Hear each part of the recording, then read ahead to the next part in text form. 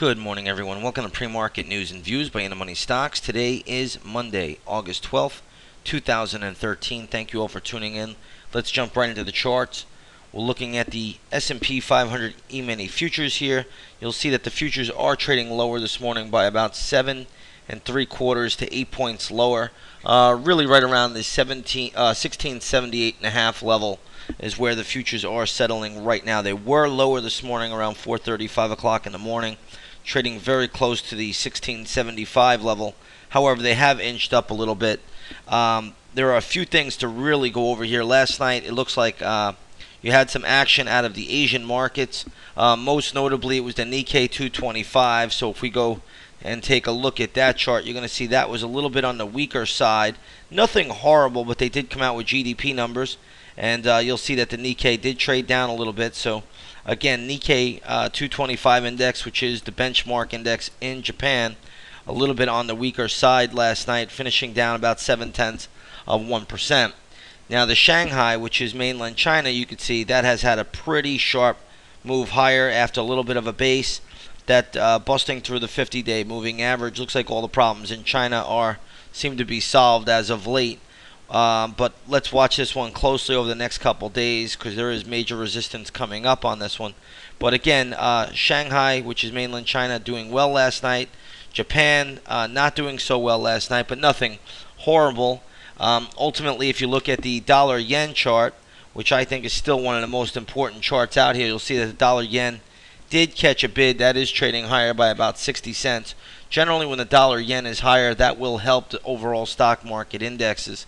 So that is important to note, and you want to take that into consideration going forward. But again, we can't make too much out of it at the moment because the S&P futures are still a bit on the weaker side. But if this chart goes up, that will support the overall stock market indexes going forward. Now, when we look across the pond into the European markets, we do have a little bit of a weakness out there. German DAX, the French CAC 40, and the London FTSE 100. Remember, England can print their own money. They're all down about 0.3% this morning, so we don't want to make too much out of it. But a slightly lower open, really across the tape there in all of the European markets. Let's just get back here to the E-mini futures real quickly, and you'll see that if the futures do fall today, there will be some big support levels a little bit lower. We're not really sure if the volume trends will pick up. The volume trends have been very, very light, and that's been supportive of the S&P 500 despite the weakness in the market. So it's really just take it one step at a time at this stage of the game. When I'm looking at a couple of stocks in the news today, you want to take a look at BBRY, which is BlackBerry. It looks like they're putting themselves on the market here to be bought out. Again, this has been out there for a while, but today they've actually said they're looking for some type of buyout or some type of strategic partnership.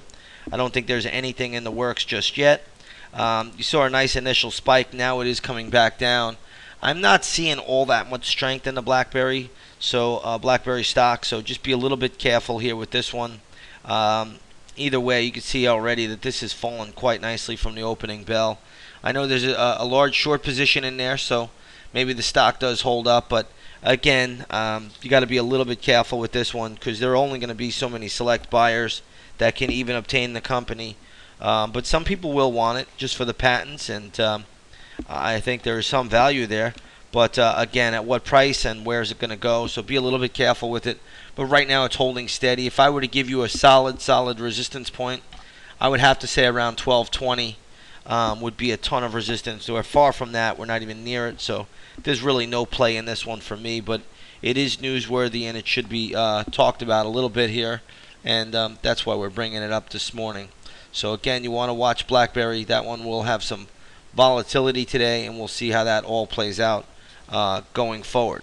Gold is catching a decent little move today. You see the GLD trading around 128.50. GLD closed on Friday at 126.86. So gold is up this morning, catching a sizable move higher, and that should be noted. But decent little pop in gold this morning ahead of the opening bell. Gold is up about $17 on the spot price to around $13.29 per ounce. Silver is also catching a big bid here this morning. Spot silver is up about 67 cents an ounce to 21.08. Take a look at the SLV. You'll see that sitting right around $20.29. Closed at 19.76 on Friday. So decent little move higher. I'm not sure if silver is going to soar higher from here. I have to think there's a pretty good amount of resistance just a little bit higher from this level. But nonetheless, it is a decent move higher and worth noting going forward. Let's take a look at light sweet crude. First, we'll take a look at the USO, which is a good proxy for light sweet crude. And you'll see that that's trading at $37.50. It basically closed right at the same level, $37.59 on Friday. If we take a look at crude oil this morning, you'll notice that it is trading down about 30 cents on spot. So light sweet crude, WTI, which is what we trade here in the United States, that's trading around lower by about 29 cents to 105.68 per barrel. Can't make too much out of it. Oil has been on a little bit of a roller coaster ride up at these highs, but nonetheless, that can continue for a while, especially in the summertime season, especially with looking at the action in the U.S. dollar index, and any weather-related activity always affects oil. When we take a look at the U.S. dollar today, you're going to see that the U.S. dollar index is trading higher by about 32 cents. So the dollar has had a nice bounce recently. It has come off the highs just a touch here, but nonetheless, it has had a pretty decent little bounce over the past 2 or 3 days. So that should be noted as well. I think we will have a couple of gap plays this morning. I just got to refine those numbers. They will be posted in the chat room at around 9 o'clock in the morning. So I know we have at least one that looks real decent, and we'll see if I could come up with 2 or 3 in total. But we will have at least one gap play this morning, possibly 2. But I just have to refine those numbers and work them out a little bit longer. So that would be posted up around 9 o'clock in the morning. There is no economic news that I'm seeing today, so I don't believe there's any economic news. So we want to keep an eye on that going forward, but I don't believe there is any economic news this morning. So again, don't make too much out of it. There will be some more news coming out of a host of different places around the world, but this morning we're not going to have anything coming out from the United States. So I don't think that will really much will affect the U.S. markets as far as news is concerned. So we'll just see how this all plays out, how it shakes out, and we'll leave it at that. I want to wish you all a great trading day to start of the new week, and I'll see you on the charts.